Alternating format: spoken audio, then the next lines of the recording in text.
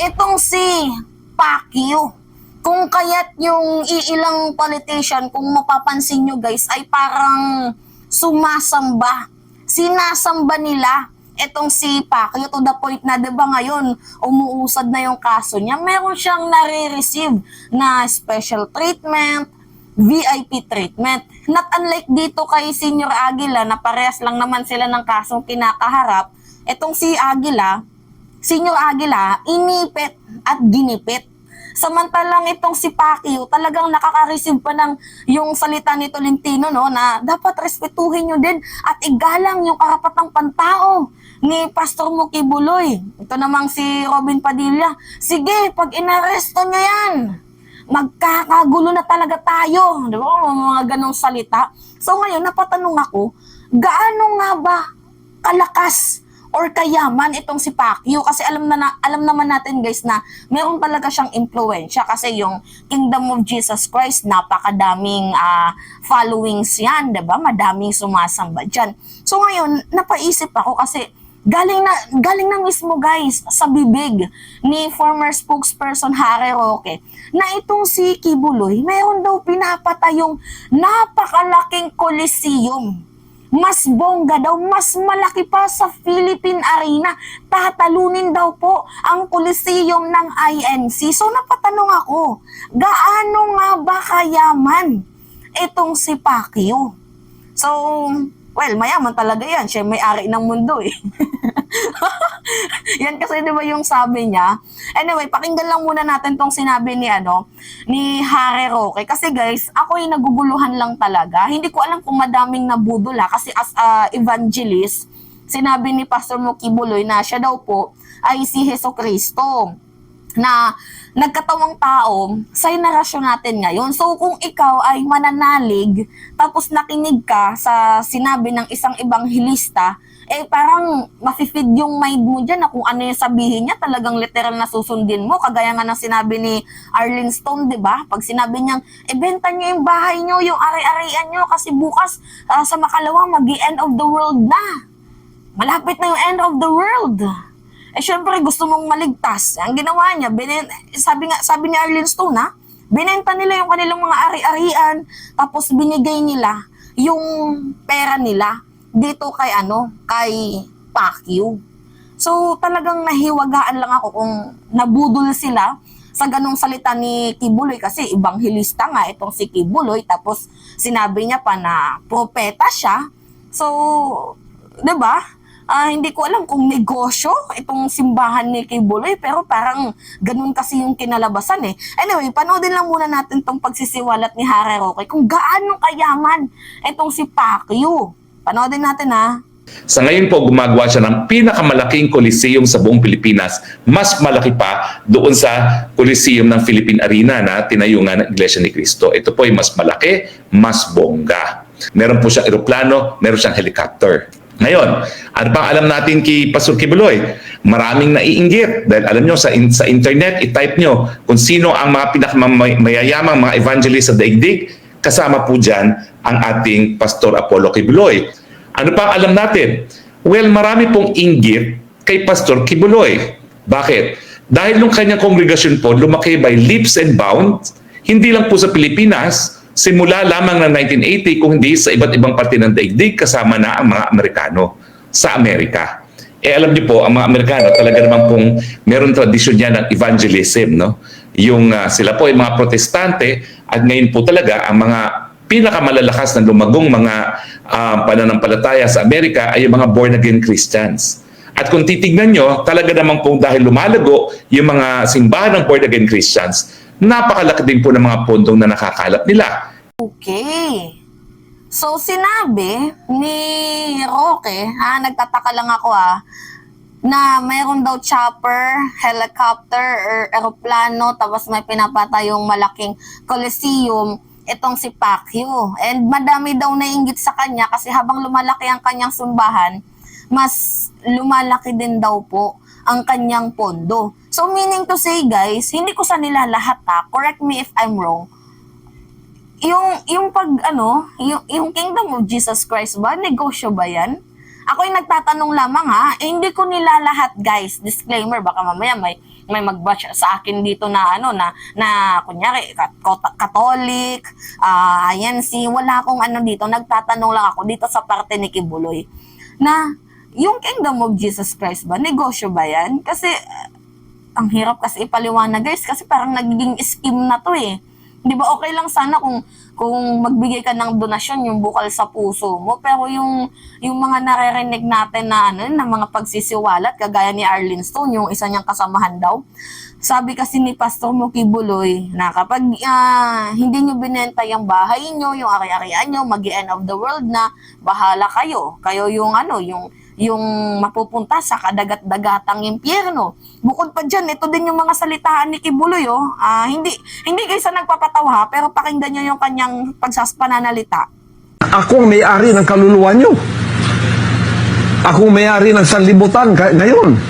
At sundin ninyo ang lahat ng sinasabi ko sa pamamagitan ng mga salita ng aking Ama. Kung hindi, may kalalagyan kayo, igagatong ko rin kayo sa kalan ng impyerno. Diba? Kasi, you know what guys, yung mga ganyang salita niya na, ako yung may-ari ng mga kaluluwa nyo. Sang ina kasi. Hindi kasi guys, nakakatawa naman talaga. Diba? Siya may-ari ng kaluluwa natin. Baka mamaya magatong din ako sa kadagat-dagatang impyerno. Anyway guys, ito yung mga ganyang salita niya na yan, di ba parang tinatakot niya tayo. Di ba kung ikaw ay mananalig tapos na under ka niya, nasa loob ka ng simbahan ni Pacquiao na, sige, pag hindi kayo magbigay ng mga kayamanan ninyo, di ba, hindi kayo mamahalin ng Diyos, hindi kayo makakaakyat sa langit. Siyempre, di ba, kahit hindi ka naman obligado na magbigay, pag narinig mo yun, talagang magbibigay ka kahit 50% pa or kahit lahat pa, kasi yung niyan guys, yung kinalabasan niyan guys, ayaw mo mapunta sa impyerno. So bali lahat ng yaman mo, i-donate mo. Hindi din naman natin alam kung saan mapupunta yung donation na yan, kasi wala naman atang liquidation na nangyayari dyan. At saka swerte ng mga simbahan kasi hindi sila kinakaltasan ng tax. So anyway, ako guys nahiwagaan lang ako.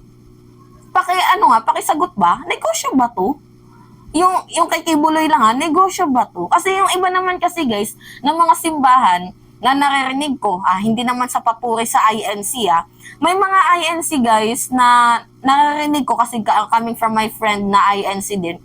Sila? Mayroon silang pinapaaral, mayroon pang iba, binigyan nila ng bahay at lupa. Ganon yung mga reviews na naririnig ko. Sa born again din, ganun. Pero dito sa mismong may-ari, di ba, may-ari mismo guys, ng Kingdom of Jesus Christ, maririnig natin may kaso ng bulk of smuggling, grave abuses, human rights violator, ganyan yung mga naririnig natin sa kanya.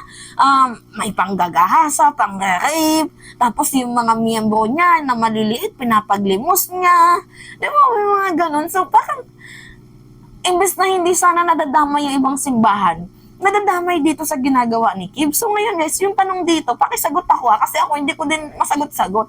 Gaano nga ba kayaman itong si Pastor Muki Buloy? Tsaka guys dagdag din ni Harry Roque, ang Amerika naiinggit daw sa kanya kasi 'di ba lumago daw itong simbahan ni Kibuloy. So kumbaga nagiging kompetensya ng mga Amerikano itong si Pastor Muki Buloy. So ngayon guys, fabricated lies, fabricated stories daw itong mga ginawa sa kanya. Yung FBI na warrant of arrest na yan, yung kaso na yan, fabricated stories lang daw po yan. Kasi nga, si Kibuloy is successful evangelist. Hindi naman ata ngik-ngik ang FBI para kasuhan si Kibuloy kung wala naman siyang ginawa, no? Pero guys, for me much better na sundin niya na lang sana yung payo ni President Marcos at ni Senator Tolentino. Ni Senator J.V. Ejercito na syempre pangit naman kung side lang ng mga biktima yung maririnig namin. So I think kailangan niyang magsalita, speak up kasi siya yung siya yung dumadagdag ng apoy sa sunog. Imagine that guys, hindi ka a-attend o iisipin ng mga tao, totoo. Di ba parang you're adding fuel to the fire. So, hanggat hindi ka nagsasalita, kasi yung nagsalita siya sa voice record niya, galit na galit siya, totoo ba? Nagbubudo kayo? Arkila ng budo para aswangin ako? Nagsisex orgies kayo? Nagda-drugs kayo? Diba? Tapos, nagnanakaw kayo sa kabanang bayan para ipamili ng mga sandamakmak na house and lotses? Lotses? Diba? Ganon yung narinig natin sa kanya na imbes sana nasagutin na lang yung issue. Hindi man siya naka-attend, at least narinig natin yung side niya na kung hindi ba totoo ito, eh di, go, hindi totoo. Pero iba yung narinig natin sa kanya. Yung sinabi niya pa, tinulungan ka pa man din ng SMNI. Tapos ganyan ang ginagawa niyo sa akin. Yung naniningil siya ng utang na loob, na may pagsisisi, na, ipapa-assassinate daw siya.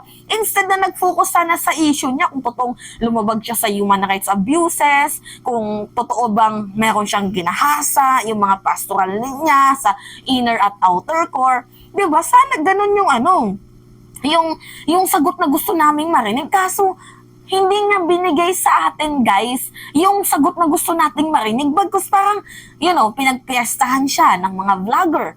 Alam nyo, araw-araw, kino-content siya. Diba? Kung ginawa niya na lang sana na sinagot niya yung issue, kahit sabihin na lang natin na hindi siya umattend, pero much better pa din na umattend. Pero at least, diba, kung sinagot niya, kahit man lang sa voice record, narinig natin kung totoo ba yun or hindi, sana matagal nang natapos. Or doon pa lang sa pagsabi niya ng voice record, siguro 2 to 3 days, tapos na yung issue dito. Kaso wala eh. Nagdagdag pa siya ng panibagong voice record. Meron pa siyang, pa 1,000 cash gifts. Kung masagot mo kung nasaan siya, kung ano ba ang meaning ng Son of God, bakit nga ba siya naging Son of God, bakit nga din tinawag na Son of God itong si former President Duterte, si Lorraine Badoy, Son of Daughter, diba? Daughter of God, mga ganyan. Instead sana, mag-focus na lang sa issue. Kaso, hindi ganun yung narinig nating naratibo. Iba yung binigay niya sa atin eh. Di ba parang naglulukuhan lang tayo dito. Anyway, napalayo na tayo sa ating topic, no? From gaano nga ba kayaman itong si Kibuloy. Pero much better na lang guys talaga na nasagutin siya. So dito naman sa mga senador na to, na kumakampi, kagaya kay Amy Baba, kay Babalina, ay sabi niya, nalulungkot ako na ginaganito nila si Pastor Kibuloy. Parang hindi dumaan sa rule of law and due process, hindi ito makatarungan. Ay, nalulungkot ka pala kay Pastor Kibs. Pero, guys, napaka-double standard ni Amy, no? Nalulungkot siya kay Kibuloy, pero hindi siya nalulungkot sa mga di umanay biktima. Babae pa man din siya. At yung malalaba dito, guys, isa po siyang miyembro.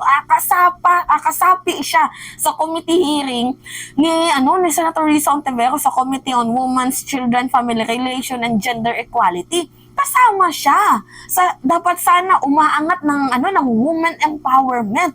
Kaso binibigyan niya ng idea na ito mga kababayan, wag na kayong magsalita, mga sinungaling din kayo eh. Malaki ang kinakalaban niyo, yung mga ganyan na salita. So parang napaka-unfair na Senator Amy. So ito na nga guys, payo ko sa mga senador na pro-Kibuloy, sana gayahin nyo or maging standard sana natin itong si JV Ejercito na ayaw niyang makialam sa issue. Pero nung tinanong siya, ano yung masasabi mo kay Pastor Kibuloy, dapat ba siyang umattend? Alam niyo, napaka-standard ng sagot niya at talagang equal. Wala siyang tinimbang dito. Wala siyang kinilingan. Kumbaga, fair and balance. Alam niyo yung sabi niya, dapat umattend si Pastor Kibuloy kasi gusto para marinig natin yung side niya, kasi ang pangit naman kung side lang ng mga biktima ang maririnig natin, di mas lalong masisira yung pangalan niya, which is true guys, tama. Dapat sana ganun yung ginawa ni Robin Padilla, hindi yung magbabanta pa siya na sige pag inaresto nyo si Kibuloy, sinasabi ko sa inyo, magkakaroon tayo ng malaking kaguluhan. 'Di ba? Ito pang si Francis Tolentino. Ano yung sabi niya? Dapat sana igalang nyo yung karapatang pantao ni Kibuloy. Kasi lahat naman tayo, kahit mababang uri, lahat may karapatang pantao na dapat iginagalang. Ganong salita. 'Di ba?